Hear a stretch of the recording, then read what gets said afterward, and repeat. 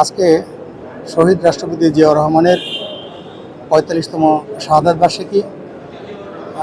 আপনারা জানেন যে শহীদ রাষ্ট্রপতি জিয়াউর রহমান একদিকে যেমন মুক্তিযুদ্ধের ঘোষক ছিলেন, ঠিক তেমনি বাংলাদেশের বহুদলীয় গণতন্ত্রের প্রতিষ্ঠায় তিনি ছিলেন অগ্রসৈনিক। আজকে এরকম একজন বরেণ্য ব্যক্তির শাহাদাত বার্ষিকী। আমরা বরিশাল জেলা বিএনপির পক্ষ থেকে এবং সকল অঙ্গ এবং সহযোগী সংগঠনের সহায়তায় আমরা আজকে কালো ব্যাজ ধারণ করেছি, কালো পতাকা উত্তোলন করেছি এবং আজকে আমাদের এখানে এই ৩০শে মে আমরা শহীদ রাষ্ট্রপতি জিয়াউর রহমানের রুহের মাগফিরাত কামনা করার জন্য আমরা দোয়া মাহফিলের আয়োজন করেছি এবং একই সাথে আমরা বিভিন্ন ইউনিয়ন পর্যায়ে, উপজেলা পর্যায়ে আমরা দোয়া মাহফিলের আয়োজন করেছি।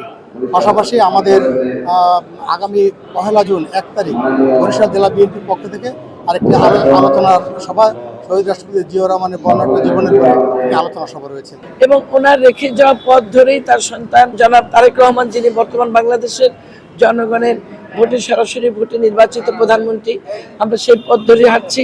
তার সেই স্বনির্ভর বাংলাদেশ, তার সেই বহুদলীয় গণতন্ত্রের বাংলাদেশ, জনগণের জন্য বাংলাদেশ, সেই বাংলাদেশকে উপহার দেওয়ার জন্যই আজকে তারেক রহমান সকাল থেকে সন্ধ্যা পর্যন্ত চেষ্টা চালিয়ে যাচ্ছেন, অক্লান্ত পরিশ্রম করে যাচ্ছেন। আমরা শহীদ জিয়ার বাংলাদেশকে আবার ফিরিয়ে দিতে চাই, যিনি যে স্বপ্ন দেখেছিলেন বাংলাদেশ নিয়ে, সেই স্বপ্ন ইনশাআল্লাহ তারেক রহমানের মাধ্যমে বাস্তবায়ন হবে। এটা হবে আজকে শাহাদাত বার্ষিকীতে আমাদের একমাত্র সম্পদ।